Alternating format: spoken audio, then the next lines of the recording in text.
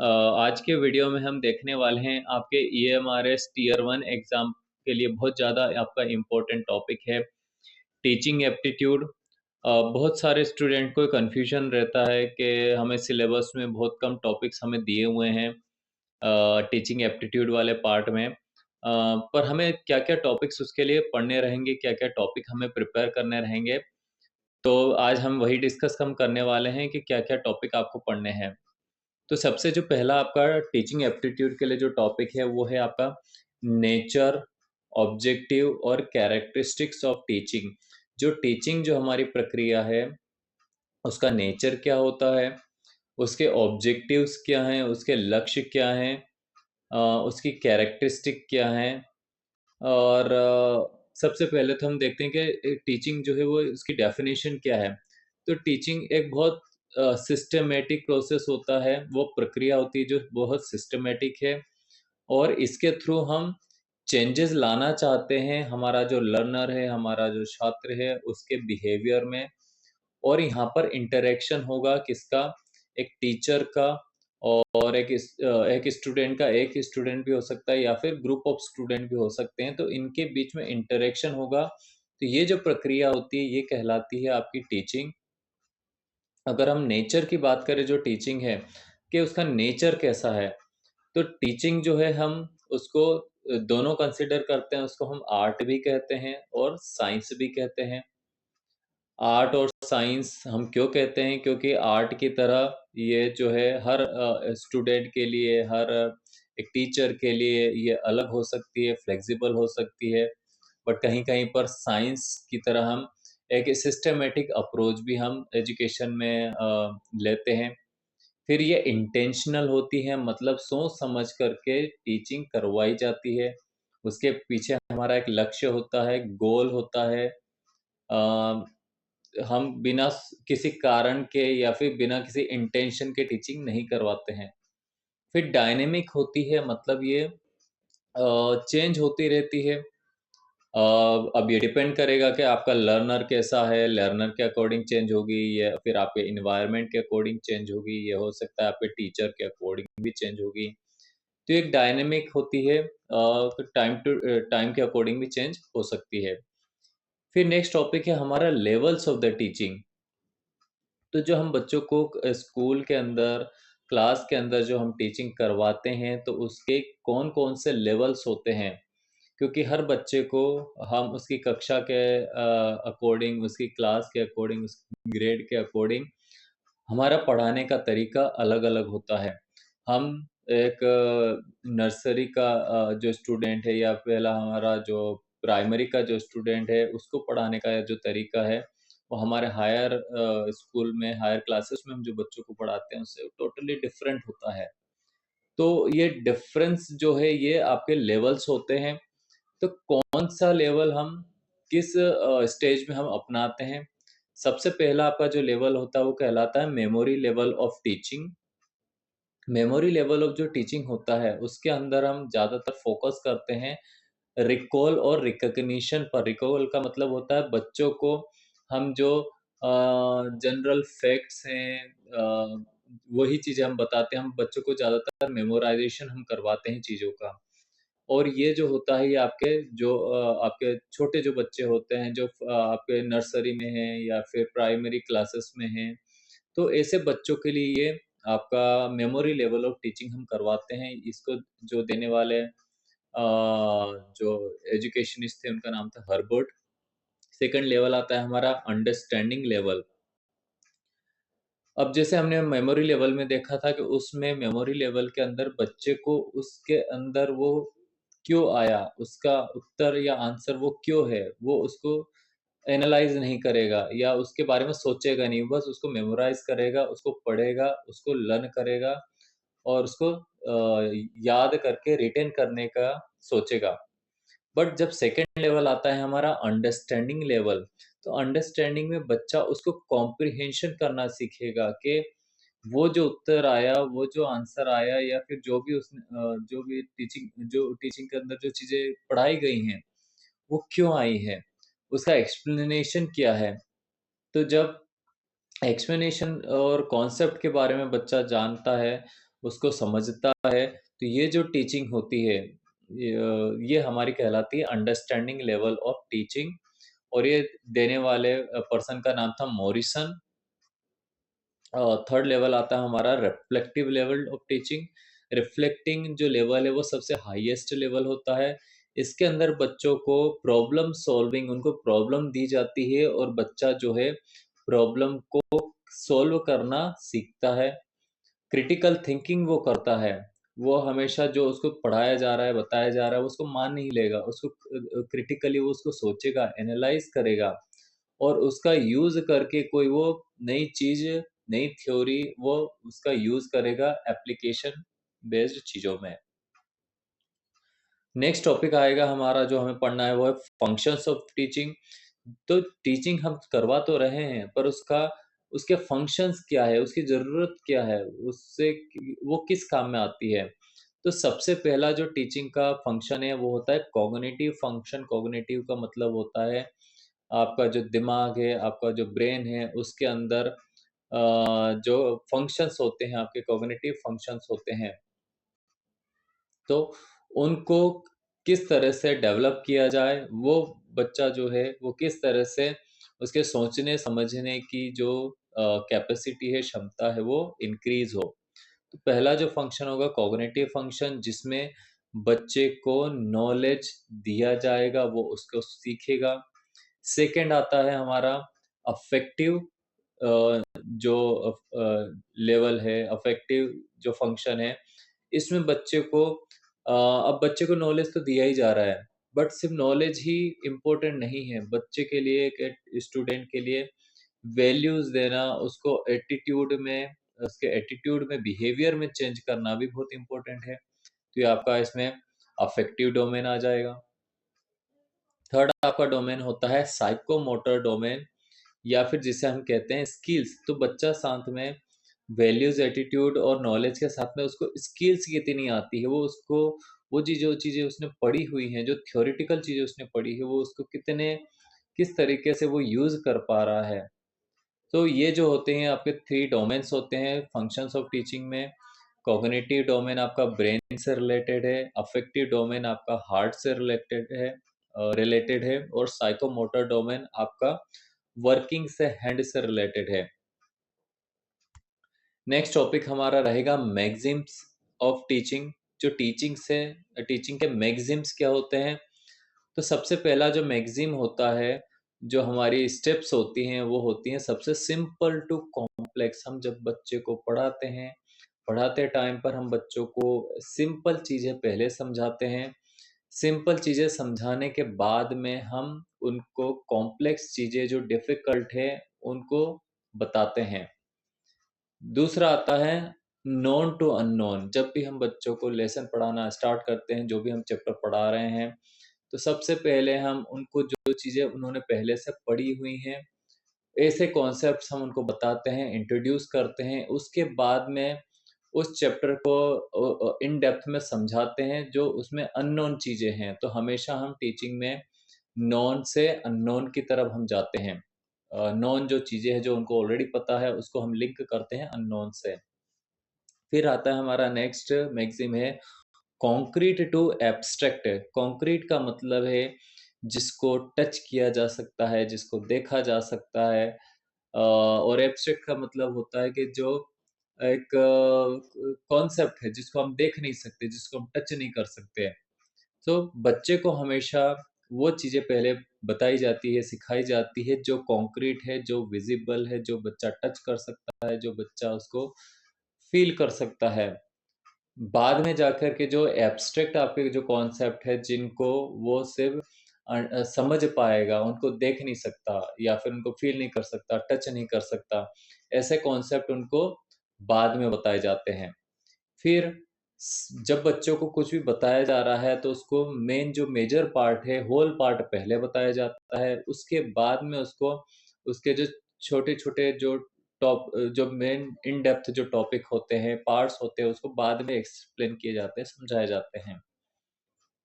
फिर नेक्स्ट आता है कि कोई चीज़ कहाँ से आई, उसका एनालिसिस किया जाता है, एनालिसिस उनको बताया जाता है। एनालिसिस करवाने के बाद में उससे जो वो बच्चे को जो समझ आया, उससे उनको प्रॉब्लम दी जाती है जिससे कि वो उसका सॉल्यूशन कर सके, उसको सॉल्व कर सके, उसको अपने नॉलेज के साथ ऐड कर सके, सिंथेसिस कर सके।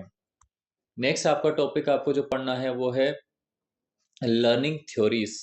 तो लर्निंग थ्योरीज में आपको सबसे पहला जो है बिहेवियरिज्म वाली जो थ्योरीज हैं, आपको पेवलोव की जो थ्योरी है, स्किनर की जो थ्योरी है, थॉर्नडाइक की जो थ्योरीज हैं वो आपको पढ़नी रहेंगी। फिर आपको कॉग्निटिविज्म, जो लर्निंग की जो कॉग्निटिविज्म वाली थ्योरी है वो आपको पढ़नी रहेंगी, जो कि पियाजे और ब्रूनर की जो थ्योरीज हैं।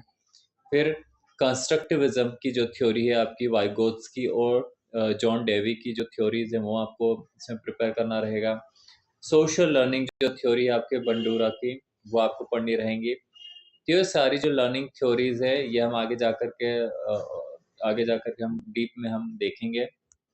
नेक्स्ट हमारा है प्रिंसिपल्स ऑफ लर्निंग। तो जो लर्निंग है उसके क्या प्रिंसिपल्स है, लर्निंग अगर हम बच्चे को करवा रहे हैं तो कौन कौन सी चीज़ें हैं वो जिनका होना बहुत ज़रूरी है, या लर्निंग को कौन सी चीज़ें अफेक्ट करेंगे। तो सबसे पहला जो चीज़ आती है रेडीनेस, मतलब बच्चा मेंटली सीखने के लिए रेडी है या नहीं है। अगर वो रेडी नहीं है तो आप जो प्लानिंग करके आए हैं, जो आप पढ़ाना चाहते हैं, वो आप उसको नहीं पढ़ा पाएंगे अगर वो सीखना नहीं चाहता है तो। और अगर वो रेडी है, वो सीखने के लिए तैयार है, तो उसकी जो लर्निंग होगी वो बहुत सक्सेसफुल होगी। फिर है एक्सरसाइज। बच्चे को जो भी सिखाया जा रहा है वो उसको एक्सरसाइज के थ्रू उसको करवाया जाए, उसको प्रैक्टिस करवाई जाए। फिर नेक्स्ट आता है इसमें इफ़ेक्ट। जो भी बताया गया है, जो भी सिखाया गया है, उसका इफ़ेक्ट क्या होगा उसके ऊपर। रीइन्फोर्समेंट, बच्चे को जो भी उसने सीखा है, उसने उसको एनकरेज करने के लिए हम उसको रीइन्फोर्समेंट देते हैं। इसमें रीइन्फोर्समेंट हमारा पॉजिटिव भी हो सकता है, नेगेटिव भी हो सकता है। फिर मोटिवेशन, बच्चा अगर मोटिवेट नहीं है, वो सीखना नहीं चाहता है, तो बच्चे को हम मोटिवेट भी कर सकते हैं, तो मोटिवेशन भी बहुत इंपॉर्टेंट होगा। फिर ट्रांसफर ऑफ लर्निंग, तो लर्निंग का ट्रांसफर किस तरह से होगा। पॉजिटिव ट्रांसफर भी हो सकता है, जहाँ पर बच्चा कुछ इम्पोर्टेंट चीज़ें सीख रहा हो। नेगेटिव भी हो सकता है, जो हमारी लर्निंग हो नेगेटिव हो सकती है, ज़ीरो हो सकती है, किसी टीचर ने जो पढ़ाया बच्चे को कुछ समझ ना आया हो। फिर कुछ चीज़ें आती हैं जैसे कि इंडिविजुअल डिफरेंसेस। आप कोई एक चीज़ पढ़ा रहे हैं और हो सकता है कि जो आपके हो सकता है आपकी क्लास में 40 बच्चे हों और सबका जो सीखने का जो तरीका है वो अलग है, क्योंकि सबके फैमिली बैकग्राउंड अलग होता है, उनकी थिंकिंग कैपेसिटी अलग होती है, फिर इंटेलिजेंस अलग होती है, आईक्यू अलग होता है, एप्टीट्यूड अलग होता है, उनके बच्चे जो प्रोसेस जो करते हैं वो उनकी जो कैपेसिटी होती है वो अलग होती है। हो सकता है इंटरेस्ट भी अलग हो, जो आप सब्जेक्ट पढ़ा रहे हो उसमें बच्चे का इंटरेस्ट कम हो, या एटीट्यूड भी हो सकता है कि बच्चा सीखना ही ना चाहता हो। तो ये सारी जो चीज़ें हैं ये आपके लर्निंग ट्रांसफ़र को इम्पैक्ट करेंगी। फिर टीचिंग मेथड और अप्रोचेस, और हमारे कौन-कौन से हम टीचिंग के एड्स यूज़ करते हैं। तो मेथड ऑफ टीचिंग में 2 हमारी मेन इम्पोर्टेंट मेथड होती है। एक होती है टीचर सेंटर्ड अप्रोच, जहाँ पर टीचर मेन होता है और टीचर जो होता है वो जो है बिना स्टूडेंट को कंसीडर किए क्या करता है, वो अपना नॉलेज जो भी उसने वो लेसन उसने बनाया है वो उसको ट्रांज़ैक्ट करता है, उसको सिखाता है, उसको पढ़ाता है, डेमोंस्ट्रेट करता है। और यहाँ पर सारा जो आपका मेन जो इम्पोर्टेंट होता है वो होता है आपका टीचर। यहाँ पर स्टूडेंट का पार्टिसिपेशन बहुत कम होता है या होता ही नहीं है। लर्नर सेंटर्ड अप्रोच होती है हमारी, जिसमें हम बच्चे से स्टूडेंट से डिस्कशन भी करते हैं, हो सकता है उनको प्रोजेक्ट भी दे दें, या फिर हम उनको कोई प्रॉब्लम दें और उसके ऊपर हम डिस्कस करें सॉल्व करने के लिए। हम उनको कोई प्रॉब्लम दे करके उस पे इंक्वायरी हम करवा सकते हैं, उनको डिस्कवरी के लिए हम दे सकते हैं। तो यहाँ पर आप जो लर्नर है, जो स्टूडेंट है, वो ज़्यादा एक्टिव आपको दिखाई देगा। मॉडर्न अप्रोचेस में हमारी जो है वो कंस्ट्रक्टिविस्ट अप्रोच होती है कि बच्चा अपना नॉलेज खुद कंस्ट्रक्ट करे, कोलैबोरेटिव लर्निंग होती है जिसमें बच्चा अपने टीचर के साथ में, पीयर ग्रुप के साथ में मिल करके अपना नॉलेज और लर्निंग करता है। फ्लिप्ड क्लासरूम हो सकता है कि बच्चा जो है वो अपने घर पर पढ़ रहा हो, घर पर सीखे और स्कूल में जाकर के ज़्यादातर वो डिस्कशन करे और नॉलेज को शेयर करे, या ब्लेंडेड लर्निंग हो सकती है, सभी को ब्लेंड करके जो बनाया गया हो। टीचिंग एड जो होते हैं हमारे बहुत इम्पोर्टेंट है हमारे आजकल के मॉडर्न टाइम्स पर, जिनका हमें स्कूल के अंदर यूज़ करना होता है, और इसको हमारे एनईपी में एनईपी जो है 2020 में उसको बहुत ज़्यादा इम्पोर्टेंस दिया गया है। तो आपके ऑडियो विजुअल एड्स हो गए, आपके वीडियो हो गया, या फिर आप कुछ बच्चों को वीडियो दिखा रहे हैं, कुछ डेमोन्स्ट्रेट करके दिखा रहे हैं, या फिर चार्ट्स आप वहाँ बच्चों को करवा रहे हैं, या फिर आप मॉडल्स, वर्किंग मॉडल्स उनको करवा रहे हैं, स्लाइड्स आप बच्चों को बनाने के लिए दे रहे हैं, या फिर आप उनको दिखा रहे हैं, उनको शो कर रहे हैं, मल्टीमीडिया का यूज़ आप कर रहे हैं, स्मार्ट बोर्ड का आप यूज़ कर रहे हैं, डिजिटल टूल्स हो गए, ऑनलाइन रिसोर्सेस हो गए, तो ये सारे आपके टीचिंग टूल्स के अंदर आते हैं। कुछ हो सकता है आपके आईसीटी, इंफॉर्मेशन कम्युनिकेशन टेक्नोलॉजी के मेन कंपोनेंट भी हो सकते हैं, अदर एड्स भी हो सकते हैं। फिर टीचिंग स्किल और कॉम्पिटेंसीज़, तो कोर कॉम्पिटेंसीज़ क्या होती हैं? एक जो आपका टीचर होता है उसके अंदर कौन-कौन सी स्किल्स होनी चाहिए? Skill of introducing a lesson, अगर एक टीचर पढ़ा रहा है तो वो अपने लेसन को किस तरह से इंट्रोड्यूस करेगा, किस तरह से उसको बताएगा, उसके बारे में नॉलेज देगा स्टूडेंट को। स्किल्स ऑफ एक्सप्लेनिंग, उसका एक्सप्लेनेशन का तरीका कैसा होगा। स्किल ऑफ क्वेश्चनिंग, वो किस तरह से बच्चों से क्वेश्चन करेगा।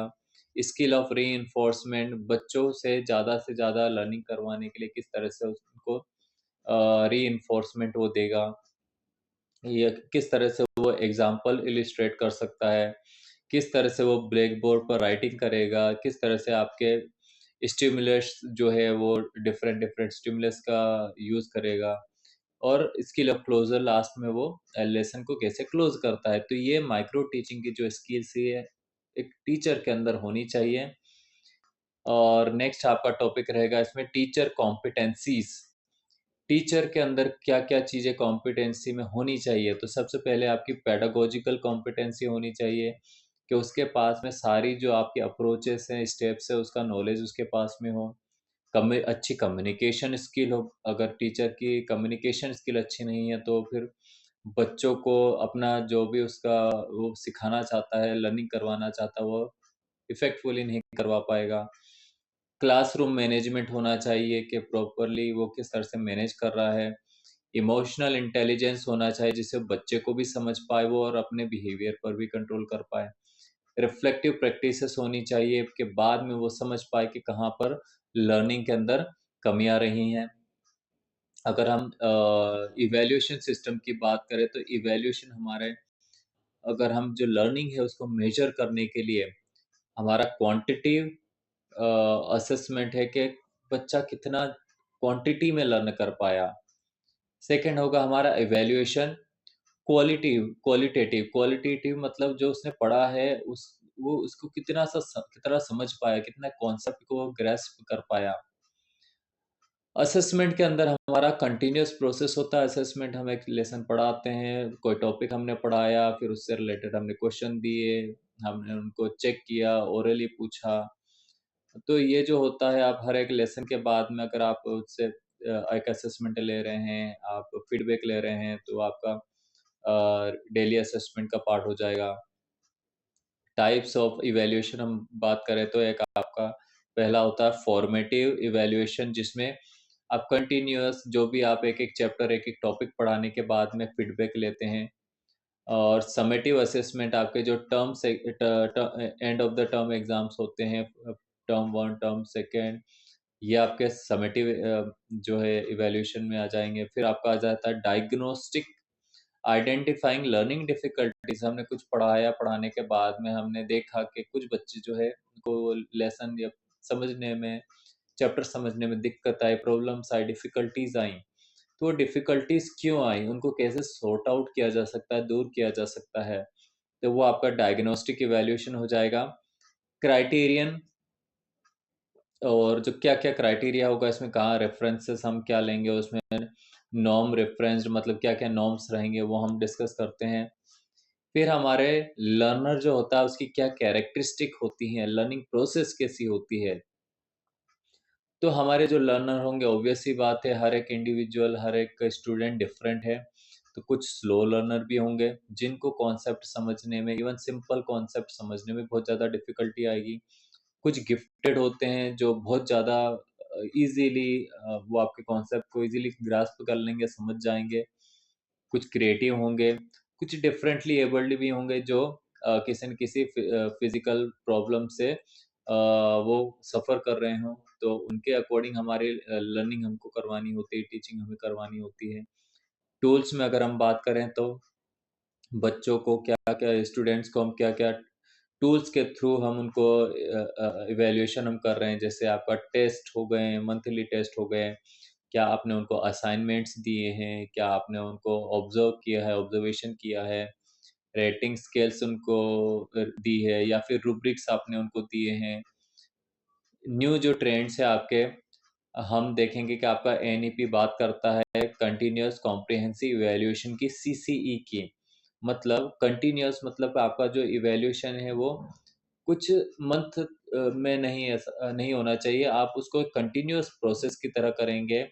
हर एक चैप्टर, हर एक टॉपिक पढ़ाने के बाद में आप उससे फीडबैक लेंगे, उनको असेसमेंट लेंगे और ये कॉम्प्रिहेंसिव होगा, इन डेप्थ होगा। आप सिर्फ़ एक एरिया पर फ़ोकस नहीं करेंगे, मल्टीपल एरियाज़ पे फ़ोकस किया जाएगा। फिर आपको इसमें पढ़ना है ब्लूम्स टैक्सोनॉमी, जिसमें हम रिमेंबरिंग के बारे में, अंडरस्टैंडिंग के बारे में, अप्लाइंग, एनालाइज़, इवैल्यूएट और क्रिएटिंग, ये सारे जो स्टेप्स होते हैं हम इसमें पढ़ते हैं लेसन डेवलपमेंट के लिए।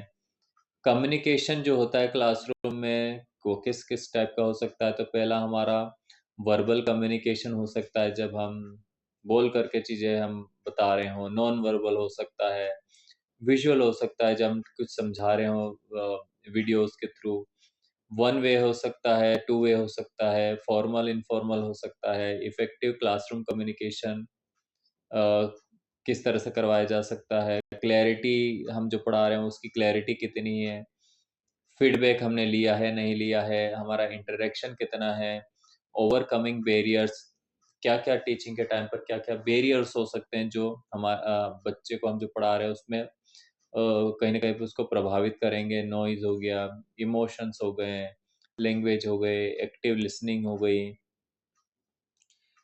आईसीटी में आपको पढ़ना है, आईसीटी में इंफॉर्मेशन कम्युनिकेशन टेक्नोलॉजी के अंदर स्मार्ट क्लासरूम्स क्या होते हैं, ई-लर्निंग क्या होती है, डिजिटल रिसोर्सेज़ क्या होते हैं, इनके एडवांटेजेस क्या हैं, एक्सेसिबिलिटी क्या होती है, इंटरैक्टिविटी क्या होती है, पर्सनलाइज़ेशन क्या होता है, मूक क्या है, स्वयं क्या है, दीक्षा क्या है, ई-पाठशाला क्या होता है, असिस्टिव टेक्नोलॉजीज़ कौन-कौन सी है, tools for inclusive education. Recent trends अगर हम देखें तो अभी एनईपी में हमें बात की गई है लर्नर सेंट्रिक अप्रोच की, कि हमारा जो अप्रोच है वो लर्नर सेंट्रिक होना चाहिए। जो लर्नर है उसको केंद्र में रख कर के हमें चीज़ें सिखानी है। कॉम्पिटेंसी बेस्ड हमें लर्निंग करवानी है। वोकेशनल चीज़ें जो व्यावसायिक शिक्षा है उसको इंटीग्रेट करना है। फिर आउटकम बेस्ड एजुकेशन, हमारी जो एजुकेशन है वो आउटकम बेस्ड होनी चाहिए। उसमें अ, एक फिक्स हमारा आउटकम हो। फिर कंटिन्यूअस प्रोफेशनल डेवलपमेंट, जो टीचर्स हैं उनको कंटिन्यूअसली उनको डेवलपमेंट के लिए प्रोफेशनल का डेवलपमेंट किया जाए, उनको ट्रेनिंग उनको दी जाए। एक्सपीरियंशियल लर्निंग हम बच्चों को करवाएँ। फिर आर्टिफिशियल इंटेलिजेंस के बारे में बच्चों को पढ़ाएँ या गेमिफिकेशन इन क्लासरूम, क्लासरूम में गेम्स के थ्रू हम उनको पढ़ा सकते हैं। आई होप दोस्तों ये सारा जो टॉपिक है आपको समझ आए होंगे। अगर आपको मेरा वीडियो पसंद आया है तो प्लीज़ वीडियो को लाइक करें, सब्सक्राइब करें और इसी तरह से हम आगे भी जो इसके जो डिटेल में पार्ट है हम पढ़ने वाले हैं। तो एंड थैंक यू वेरी